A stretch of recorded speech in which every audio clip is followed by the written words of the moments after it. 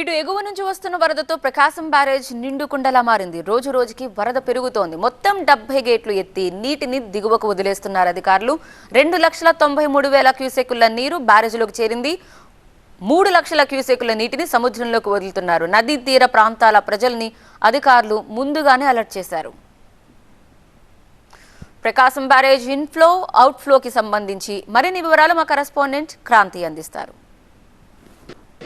ఎగువ నుంచి వస్తున్న వరదతో ప్రకాశం బ్యారేజ్ వద్ద వరద ఉధృతి కొనసాగుతుంది. ప్రజెంట్ బ్యారేజ్ దగ్గరే ఉన్నాము మనం. దాదాపు మొత్తం అన్ని గేట్లను కూడా ఎత్తి దిగువకు నీటిని విడుదల చేస్తున్నారు అధికారులు. 9 గంటల వరకు మనం చూసుకుంటే కనుక సర్ప్లస్ 2,79,150 క్యూసెక్కులుగా ఉంది. ఇక కెనాల్స్కి త్రాగు సాగునీటి అవసరాలకు సంబంధించి 13,991 క్యూసెక్కుల నీటిని విడుదల చేస్తున్నారు. అంటే మొత్తం 2,93,141 క్యూసెక్కుల నీటి ప్రవాహం దిగువకు విడుదల చేస్తూ ఉన్నారు. మొత్తం 70 గేట్లలో 40 గేట్లను 7 అడుగుల మేర, 30 గేట్లను 6 అడుగుల మేర ఎత్తి నీటిని విడుదల చేస్తూ ఉన్నారు అధికారులు. ఇక నిన్నటి నుంచి స్వల్పంగా వరద ఉధృతి పెరుగుతూనే ఉంది. పైన ప్రాజెక్ట్స్ అన్నీ కూడా నిండుకుండలా మారినటువంటి పరిస్థితి.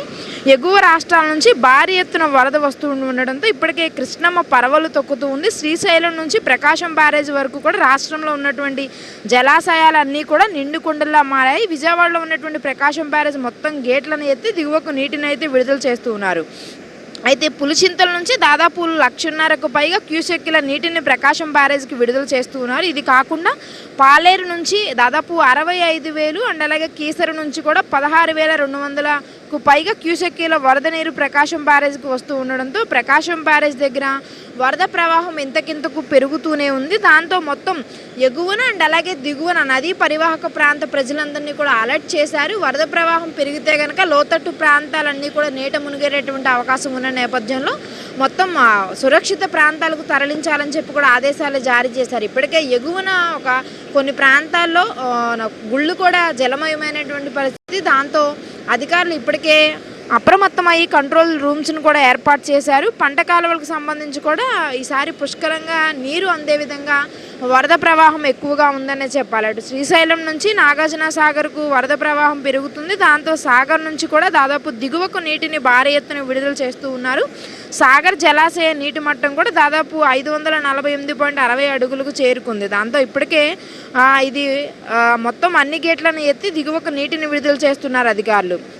ప్రజెంట్ బ్యారేజ్ వద్ద కూడా ఇంతకింతకు వరద ప్రవాహం పెరుగుతుంది. నిన్న సీఎం సైతం విజయవాడ ఒక ప్రోగ్రాంకి వచ్చి వెళ్తూ కూడా ప్రకాశం బ్యారేజ్ మీద ఆగి పరవలు తొక్కుతున్నటువంటి వరద ప్రవాహాన్ని చూశారు. దాదాపు ఏడాది పుష్కలంగా త్రాగు సాగునీటి అవసరాలకు రాష్ట్ర వ్యాప్తంగా నీరున్నాయని, నీటితో ఏదైనా చేయొచ్చు అని చెప్పి కూడా సంతోషం వ్యక్తం చేశారు. ప్రజెంట్ బ్యారేజ్ దగ్గర కూడా మరో 2-3 రోజుల వరకు కూడా ఈ వరద ప్రవాహం కొనసాగేటటువంటి అవకాశం ఉంది. ఈ వరదతో మొత్తం ఎగువన ఉన్నటువంటి కాలువలు, నదులు అన్నీ కూడా పొంగి పొరులుతున్నటువంటి పరిస్థితి.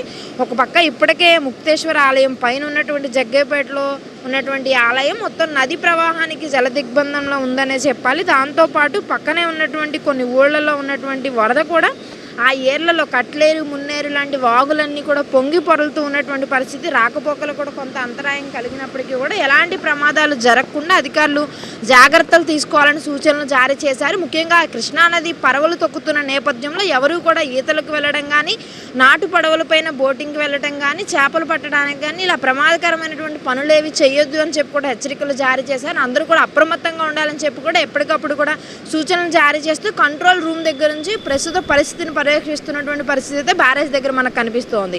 కెమెరా పర్సన్ అశోక్తో క్రాంతి, TV9 విజయవాడ ప్రకాశం బ్యారేజ్ నుంచి.